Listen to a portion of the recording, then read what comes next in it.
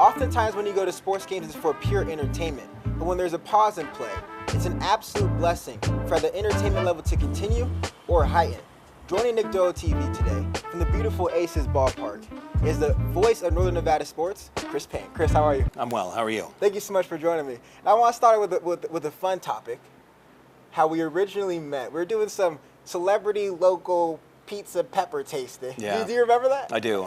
There was, I think it was like, it was guess the ghost pepper slice of pizza or cheese or something like that, to spin the wheel, spin the pizza, take a slice, and one of the guests was like, oh, took one bite, like, this is too hot. I was like, I'll trade you. And so I took their slice and I ate everything with no problem whatsoever. That was my first time properly introducing myself to you, and I was like, wow, CP's brave. You took it for the team in that moment. Yeah, I like heat with the food. I don't want to eat fire, so to speak, but I definitely enjoy the heat. That's right.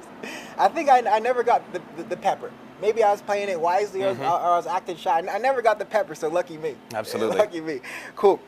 2025 has sprinted by us faster than the sun sets on the Sierra Nevadas. First half of the year is already gone. We're already past the way of the new year, new me propaganda. Did you have goals set for 2025, and how's that looking for you?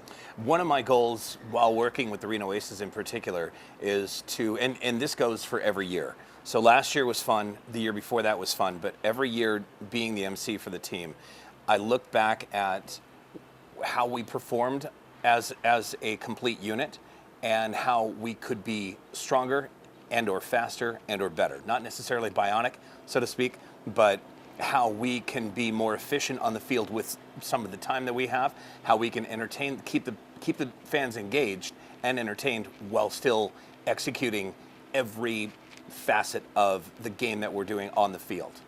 I mean, you have a particularly important role to keep people entertained when there is a positive play.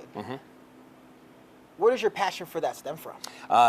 Actually, when I was a kid, when I was 8 years old, I wanted to be one of three things. I wanted to either be in the band Kiss, a professional soccer player, or on the radio. And as now 35 years or so, 35 plus years of doing radio, that I also, every time I go see a concert or go to a live event where there is a front man or a ringleader or something, and you pick up things that they do, and you make some of their stuff your own, but not doing what they do in particular.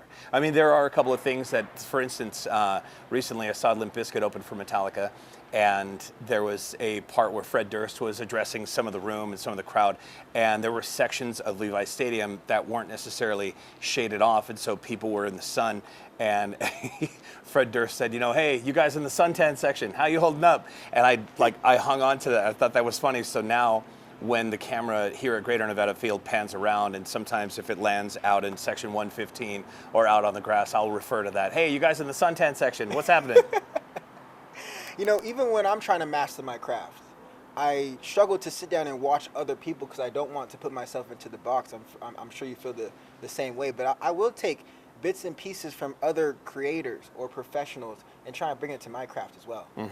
Yeah, that's the thing is when you are passionate about something and you have you're excited to share what's happening in your mind. I mean, there was an instance now going back to the 2021 season, August 2021, now almost 4 years ago, and we just got done doing an event on the first base dugout, and as I'm running up between section 112 and 113, and as I'm bolting up, there were two guests standing at the top, and as I'm running up the stairs, I'm already formulating in my mind how we're going to execute the next game on the third base side, and how we're going to do this, that, and the other. And all of a sudden, one of them said, excuse me, how do you do that? And immediately it just kind of, I'm sorry, what?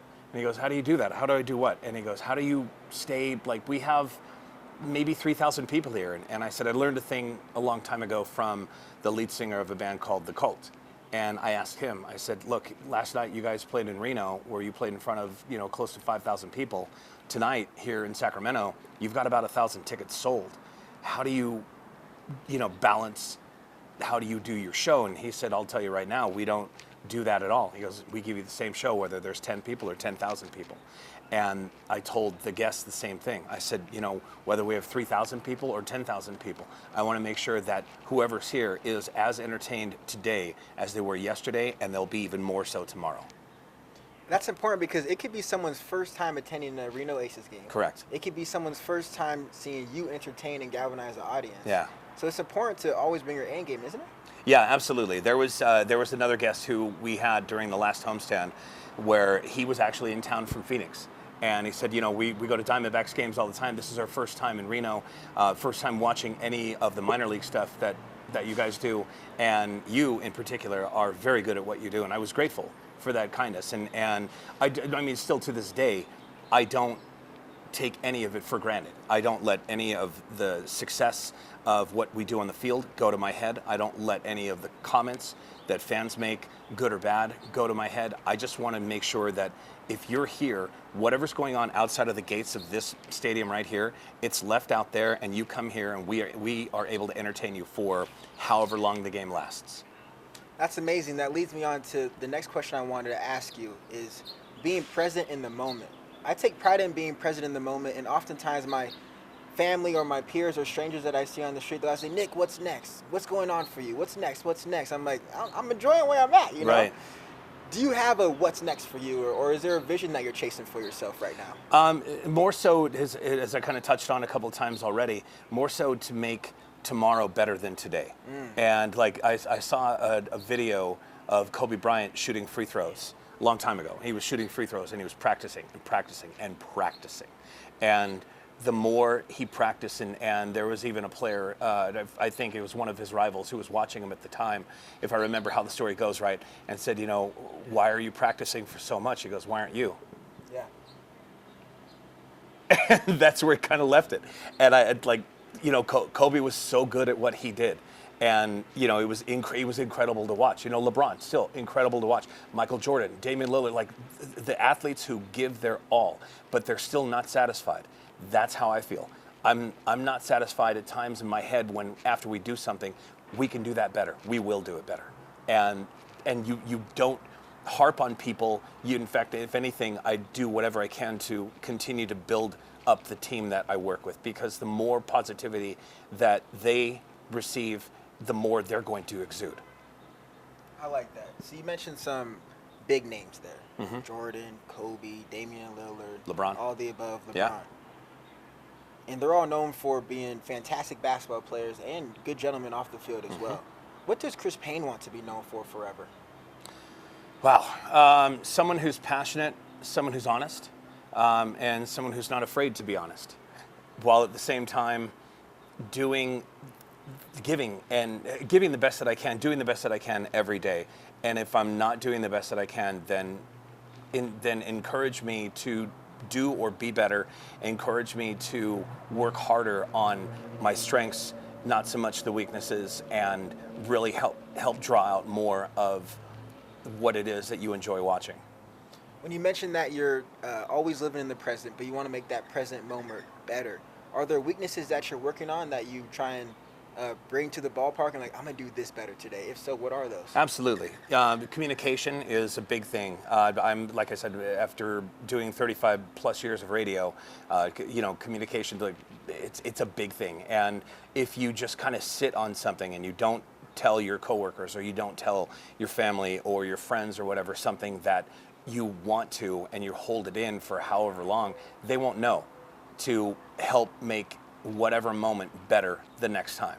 And I had a discussion with one of the girls on our promo team this past Sunday, and I told her, I said, this team, this promo team in particular, out of all the years that she and I have worked together since 2018, this would be our 7th season working together. I said, this is the one that I think is probably the best one that we've worked together with. I go, it doesn't take away from the previous promo teams that we've had in previous years, but it's just how when this year began, there were so many brand new faces, and there were a handful of familiar faces, people we've worked together for anywhere from 2 to 4 years together, and then there's all these new people who come in, and the new people might be overwhelmed. So let's show them how to be less overwhelmed and be more involved. Don't be afraid to get on top of the dugout. We're here to entertain the guests. If the guest doesn't have a good time, that's on them. If we're having as much fun as possible, then it shows. And so I told her, I said, this is the one team in particular, one promo squad in particular, that I feel that we are on the absolute best. We're loose when we need to be, and we're focused when we need to be. And we're equal in both parts. It's not less or more or less. I want to take that word equal and extrapolate it to the team aspect of it. For me, while I'm working at the news station, I always make it a high priority to treat everyone with respect, especially the producers, the directors, the tech team, all of that. It's very important. Not just because I'm the one on air and I might be the face of that certain story or that certain segment, but it's good to back your team members. As you're the face of emceeing the variety of teams that we'll get into here, how do you go about making sure that all your team members feel like their role is important? I view what we do here at the stadium almost like a variety show. I'm the host, they're the cast. The host is supposed to do X amount of things and be the focal point. At the same time, I also want the cast to be as important as what I do. That's why when we do stuff on the dugouts, the promo team does stuff on the dugouts, whether they get up and dance or they do this, like a cheer or a something. I will be in the background and I will say, hey, it's Archie, there's Truckee, here's the Ace Ball crew, we've got this for you. And let's put you on the video board and you're here to have a great time. Hey, you right there in section 115, yes, in the blue shirt with the glasses on the phone, oh, busted.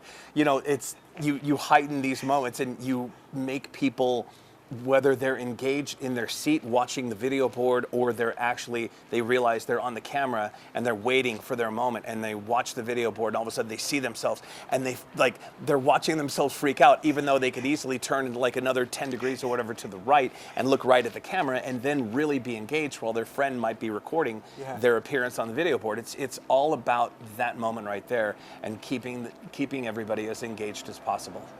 I want to get into some of the many hats that you wear. I'll list them off for the public here. You're an award-winning public speaker and media personality. Thank you. Radio host at Rock 104.5. Yeah, well, actually, believe it or not, when the radio station first started in April of '96, we chose to go, instead of saying point, we would say dot, because we were going into what would become the .com age, and there were no radio stations using the point, but using the word dot instead. So we are the only radio station in the country who is 104.5. I like that. You've got 103.7, 92.5, but we are 104.5. That's a great way to separate yourself. Yes. Yeah. Now you also are an on-field MC for the Aces here, of course. Wolfpack men's and women's basketball. Yeah, also whenever they ask me, Nevada football as well. Nevada football, Nevada men's basketball, women's basketball, baseball. You know, anything that the university asks of me to host, as long as the schedules coincide, let's go. I'm open. One sport I haven't done yet is volleyball.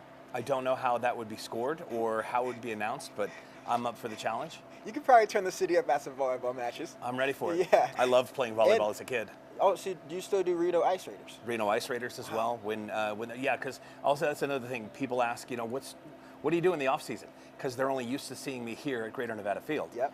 So when they don't know that I don't really have an off season. I mean, I have like a week here, a week there, but you know, baseball, we start at the beginning of April, sometimes at the very end of March, and that swings all the way up until middle to end of September.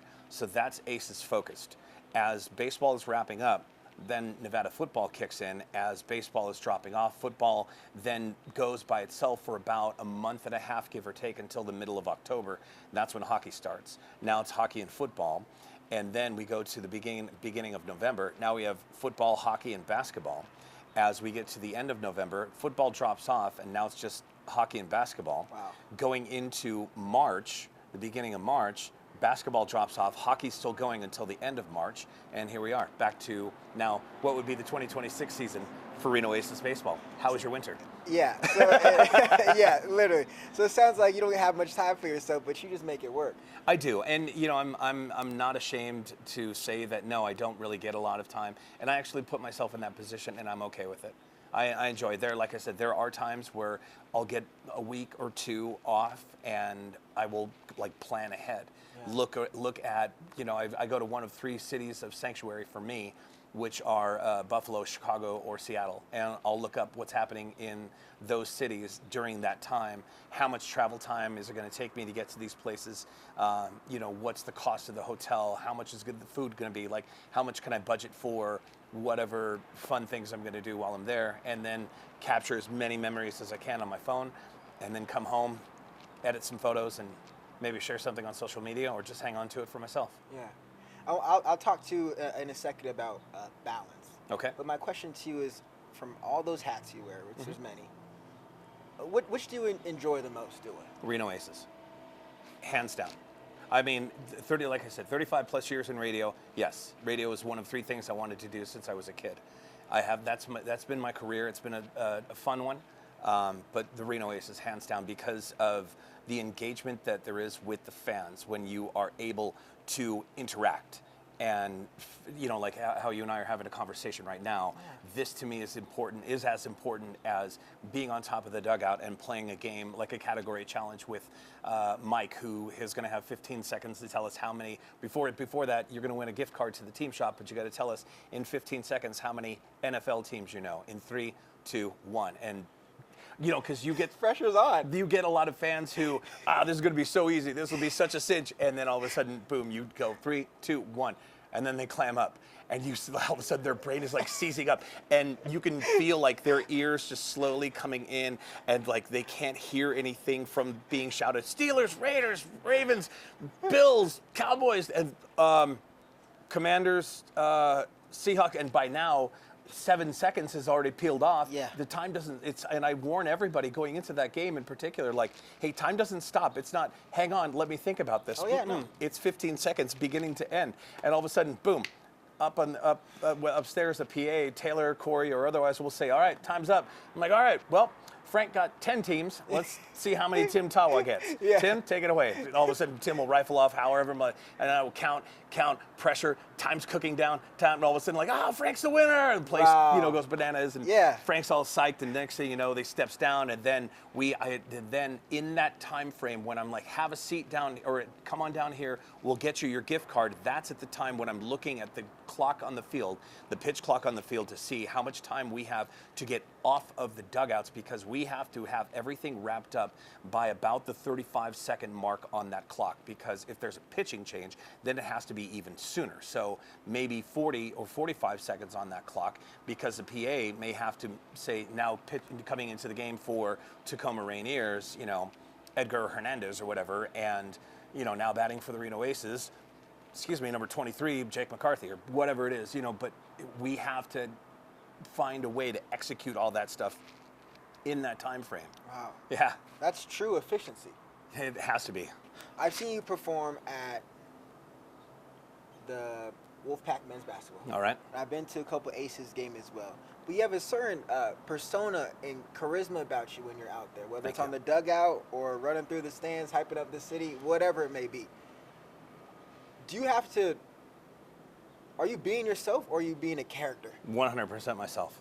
I'm happy you had to say that. Thank you. It's true. And, I'm happy to hear that. And there are other people who ask, how do you do it? And one word, coffee.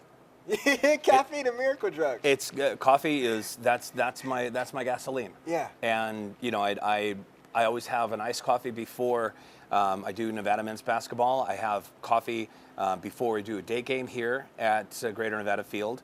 I will either have some iced coffee or whatever on the way to the hockey rink for Ice Raiders games. I will always have that energy up, because people come to be entertained. You don't pay X amount of dollars to just sit like a bump on a log. You want to be entertained. Okay. And now if you come into whatever the sports atmosphere with an attitude, and I didn't have fun. Well, did you want to have fun? Or did you just want to not have fun? And for us, like I said, whatever happens outside of the walls of this stadium, the hockey rink, Lawler Event Center, outside of Mackey Stadium, whatever, that's that person's life. But what happens inside, that's our responsibility to turn things up for them. What morals do you lead with? What morals do you bring to work? Of course, it's genuine. You're telling me that you're being yourself, but what are a couple things that you bring to work as I'm going to exude positivity plus boom, boom, boom? Remember that, number one, it's a family show. No matter how crude someone can be or crass they could have the potential to be or say or do or whatever, you don't even want to weave whatever words or verbiage into it. You can have a little fun, like a little poke in the side kind of comment here and there, but you have to like end it with on an up note. You have to bend it up like, hey, you know, obviously, you know, on the first and third base dugouts, when we're doing a game with kids, there's only going to be one winner, but sometimes we'll have enough prize packs, even though one side may have outshined the other, we'll still give prize packs to all the participants. It's not like a participation trophy, so to speak, or any sort of a, well, here you get something anyway, even though you lost. No, we want to make sure that everybody has a great time. Where does that passion to galvanize audiences come from? I think a large part of it comes from watching a lot of the bands, a lot of my favorite bands over the years. And when listening to certain records, you know, and certain songs in your mind, you know, imagine how they're going to execute whatever in concert, how they're going to play this or play that. And it either they meet your anticipation or they exceed it. Now I change the verbiage to anticipation instead of expectation, because to me, if you expect something and it doesn't happen, then you're disappointed. Yeah. If you anticipate it and it doesn't, there's always next time. I like that. I'm going to walk away from this interview with that. I appreciate that. You seem like you absolutely love what you do. I do. Um, I have an Aces tattoo, Aces logo tattooed on the inside of my left knee. 10 out of 10, don't recommend that area. Yeah. It hurts a lot. And That's that bravery I was talking about at the top of this. I got it done 15 years ago, and that was friends of mine and I, three of us. We were in section right here in section 113, and it was Fan Appreciation Day, last day of the season in 2009, and all four of us were wearing camo shorts at the time, and we all had that space empty on the leg, and two of them owned a tattoo shop. And one of them said, hey, we should all get the Aces logo tattooed right there on our legs. We all have that empty spot. I was like, that's a great idea. Yeah. And sure enough, it gets better. There's a tattoo convention the following March, the month before opening day. And as I'm getting it done, I'm like, this sucks. And I'm trying not to move. And the tattoo artist, who was one of the four guys, he pulls the machine away from my leg and he goes, please stop moving. I was like, Mike, this hurts. He goes, I understand. Please stop moving. And he goes to hit me again, and I was like, oh, man. And he goes, listen, if you move one more time, I'm going to stop this tattoo. We'll get unfinished. I'll leave it unfinished, and we'll go with that. Wow. I'm just telling you, stay still. I was like, okay. I said, I'm not trying to upset you. He goes, I know, and I know this sucks, but we're almost done. Okay. So then, now it's about a month into the season, about mid-May, give or take, and we're all at a game. And oh, man. We're all in shorts. You guys, I pull up my leg sleeve. I go, everybody else get the tattoo? And one of the artists goes, no, you're the only one dumb enough to do it. I was like, oh, no, wait a minute. Way. So I'm the only one. And yeah, so yes, out of the four of us, I was the only one who was dumb enough to do it. But still, to this day, I mean, like it's like I said, it fits. It does. Yeah. And I don't just tattoo a brand of a team or whatever on me without having conviction or rooting for them in particular. Yeah. Yeah. So it really seems like you love your job and you love the city of Reno. What has the city of Reno given you that makes you want to continue give so much of you back to it? A sense of community. No matter this part in particular has only surfaced in about the last, give or take, 8 to 10 years. But the social media traffic, I think, that is frustrating to watch is the don't come to Reno, don't come to Nevada, we're full, we're this, we're that. We're not. Actually, we're far from full. We're far from short of ideas. We're far from, needing this restaurant or that business or this coffee house. Like when there's a chance, a potential to have something that we don't, awesome. Because I used to be somebody who would poo-poo things. Yeah. And then I started to realize, like, well, wait a second. I was just because for instance, 20 years ago, over 25 years ago, before In-N-Out opened here, which I think was 25 years ago in the year 2000, 99 or 2000, everybody had to drive over the hill to Auburn to go to In-N-Out. And then they didn't mind that drive. Everything was great. So now that we have, what seems like 14 in and outs, which we don't, but we have several. It's that kind of mentality that, yes, I want this restaurant. Yes, I want more mom and pop shops. I want more people to move to our city. The cost of living and everything isn't exactly cheap. At the same time, if they're bringing something that helps bring the community together, and whether it's food or a gathering spot or a food truck event or a this or whatever, I'm all for that. And so the city gives me the sense of community. And when I see the sense and the last part of that word in particular, when I sense the unity in the city of the people who come together, regardless of whatever's happening, when we're all here to support each other through something, through thick and thin or whatever, that means the world to me. Now, you brought up social media, so I have to go into it and ask you briefly. Do you get that community or that unity feel more in person or via social media? Absolutely in person. Too many keyboard warriors. And not to say that I wasn't one at one point. I absolutely was. And that's another thing, too. I'm all about accountability. I have no problem saying, yes, I used to do things. Yes, I used to say things. Yes, I used to. And like I said, I used to poo-poo. I used to say, don't do that, don't do this.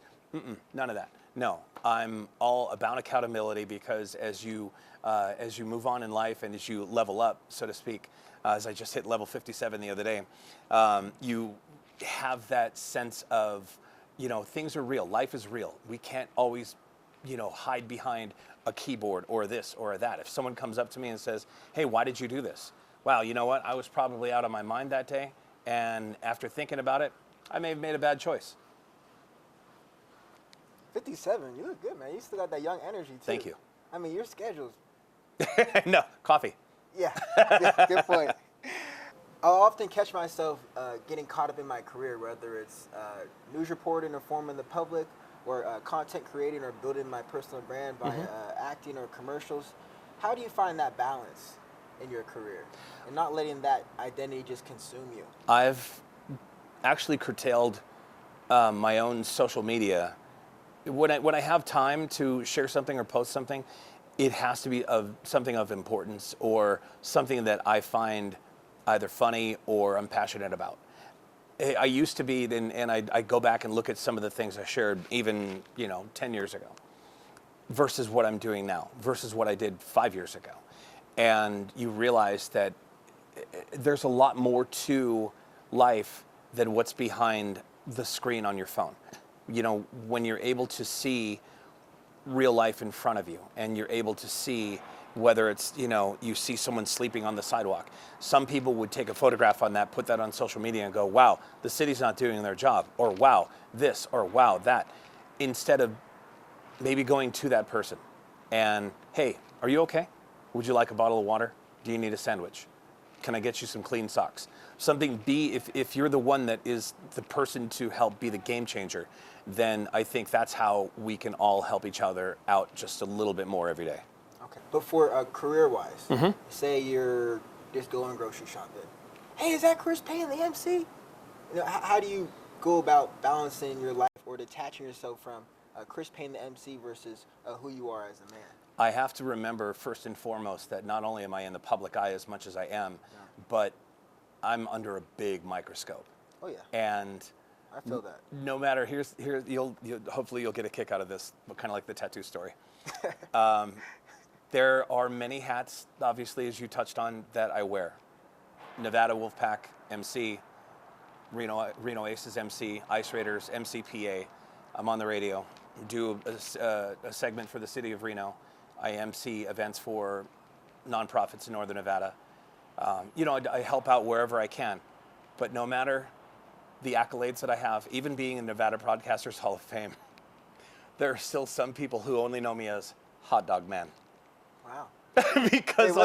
Because on Sundays here at Greater Nevada Field, when it's not the surface of the sun, when the temperature isn't the surface of the sun, I'm seen in a hot dog costume because we have $1.50 hot dogs. Nice. So I'm just help out there to. It's minor league baseball, so let's have fun.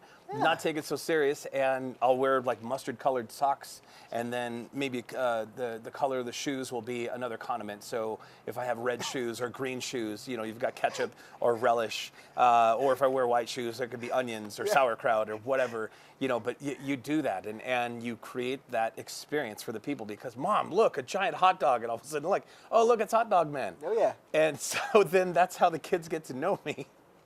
As a Hot Dog Man, they don't know me as anything else other than. So then when they see me, they're like, "Hey, aren't you Hot Dog Man?" Yes, I am. Yes, I am.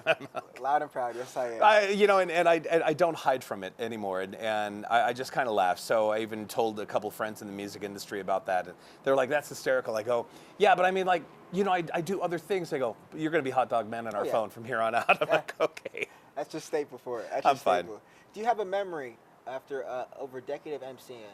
Do you have a memory that stands out to you the most that you'll never forget? Yeah. Well, I mean, a handful of good and bad ones. Early on doing this, we had a theme night back in 2017 called Decades Night. It was kind of unorganized, but like we were supposed to dress up as our favorite decade, but it really wasn't like completely organized. So I threw on a mullet wig and I had a leather jacket. I was dressed like I would be in 1987, and it was time to throw T-shirts from the dugout. So as we're throwing T-shirts, I'm not experienced in wearing a leather jacket and trying to throw T-shirts, so I couldn't really throw too well, and I wound up Gronk spiking 2 T-shirts in the front row, and I was kind of laughing, and people were laughing with me. Well, as we're going up between section 104 and 105, I see some guy making his way across the top row from one section to the other, and as he meets me at the top, he screams in my face, "You suck!" Oh wow! And I stopped, and like all the fans right there were just like, "Whoa, what is happening?" And I looked at the guy. I said, "Sir, it's not that I suck. It's the fact that I don't wear a leather jacket while throwing T-shirts. But thanks for being here. Enjoy the rest of your night." And I walked off. Yeah. And people were like, "You handled that so well." I'm like, "Look, There's no other option." he had bigger fish to fry when he came in, and so something else upset him. If he didn't get a free T-shirt, is what upset his whole day. Wow, I'd hate to see what happens under an actual emergency. And then you have other experiences where you have kids, parents who have one kid with them. The kid's like anywhere between 4 and 7. And you don't know what's going on. Like, are they only going to have one kid, or are they working on a second? You don't know. So sometimes I have extra baseballs on me, like game-used baseballs. And I will seek out those parents with that one kid and ask, "Hey, have you guys been to a game yet this year?" They said, "No, this is our first one." Mm-hmm. Awesome. Well, guess what I have for you? As I pull out the baseball and I look at the kid, I go, "This is for you." And the eyes of the kids always light up. And they're like, "Wow." And the parents are like, "Oh my God, what do you say?" And the kid's like, "Thank you." And thank you. Yeah. And I say, "Hey, thanks for coming back. Thanks for being here." In fact, I did that with this family that was leaving on a Sunday back in May. And I said, "Are you guys taking off?" They said, "Yeah, we got to go do this, that, and the other." And I handed them a baseball. I go, "Hey, thanks for being here today. Please come back and see us at your nearest convenience." I haven't seen them since. I remember their faces, don't know their names, but I remember their faces, haven't seen them since, and that's okay. If they can't come back this year, that's fine. Hopefully they can come back when they're able and have as much fun next time, if not more, than they did the last time they were here. Is the 8-year-old self who dreamed of being on radio, Rockstar, MCing, is he proud of you? He is. He's definitely looking at me now, almost 50 years ago, looking at me now, going, "Wow, you actually did it." Yeah. And I mean, because I also remember being 10 years old, 2 years later, and saying, "I'm going to own my own radio station one day." Glad I didn't take that route, but it's definitely choosing to do all the things that I do. I mean, the Aces job. It was something I'd wanted to do with the team. When they announced that they were coming to town in, I believe it was January 2008, and this stadium was built in 14 months, which is an unbelievable accomplishment. Because I used to work in the building across the street at 300 East 2nd Street on the 14th floor at that time, and I thought, wow, excuse me, wow, I would really like to be part of that organization in any capacity. And so once I started seeing the positions pop up to apply for, I applied like crazy. and I wasn't able to get in. In fact, I didn't get in with the team on an actual basis until November 2015 when I reached out to, at the time, the marketing manager. Her name was Audrey. I sent her an email. I said, hey, you know, I know we've been trying to do something for a minute. My schedule next year is already planned out. The only week that I have a conflict with you guys is the first week of August. I'm going to be in Chicago outside of and I'll miss the homestand against Nashville. If you guys are okay with that, then let's have, let's work on something. And 2 weeks later, I received an email saying we'd like to invite you to be our on-field MC, and we're going to move Corey from downstairs up to the PA booth. And we feel you guys are going to be able to work together really well and go from there. And if you guys want to switch positions, if you want to go upstairs and have him come downstairs, I was like, okay. And April 2016, opening day, I was brand new to it, and they had just switched out the PA, the whole entire sound system here too, which was such a blessing because before, or it was on a delay. Oh man! And so you had to really focus on what you're saying instead of getting caught up in the delay. So once they changed that whole sound system, I was like, oh man, here we go. Yeah. What was that moment like for you getting accepted onto the Aces and then landing the on-field position? I mean, I was really excited once they offered, and I was like, yes, let's do this. But at the same time, I also knew that the fans, they had already had 3 different MCs leading up to that, 4 technically. I mean, if you really want to break down the brass tacks, there was 5. There were 5 MCs. It started out with Austin and Tina, and then Tina moved to Colorado with her family in August of 2011, leaving Austin to finish the year out by himself. He started the 2012 season by himself, and then by mid-May, he wound up getting a job in Seattle, and he had to put in his 2 weeks notice, and I was like, please say something. He goes, trust me, I already have. And they didn't go with me. Excuse me. They didn't go with me at the time. That's fine. They went with Corey, and then they brought in this guy named Aaron to work with Corey for a minute, and the two couldn't, I don't know if they couldn't gel or just it wasn't a good fit. So then they scaled down to just Corey for the rest of the 2012 season. Then 2013, they brought in a girl named Heather, and Heather and Corey worked together for all of 2013, and then she was gone the following season, and it was just Corey for 14 and 15 by himself, and then they moved him upstairs, and that's when they brought me down here, and I knew that I was going to have to win over all of the people, because I'd been coming to games almost every single game since opening day of 2009, April 17, 2009.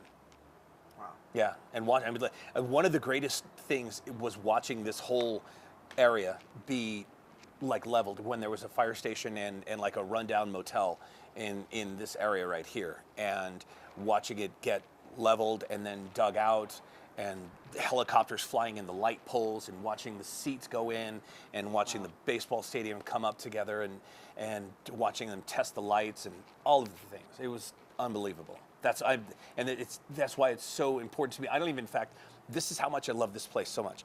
The grass that's out front, in front of the stadium, I've only set foot on it once, and I felt like I was stepping on the grass at Graceland. I did it. Now you've had a bunch of success. Have you had a part in your life where you have failed, and how did you recover from that? Do you fear failure? I absolutely have failed. I've failed myself. I allowed my ego to get in my own way a couple of times. Once was in 96 when I was applying for a radio job, and I sat down with the general manager and the program director at the time, and they said, why should we hire you? And my arrogance immediately came out before anything else. It said, you need me. And that interview lasted all of about 5 minutes, and I didn't get the job. And then I realized, maybe I should be humble about something. And so I eventually got the job almost 6 months later, and that was great.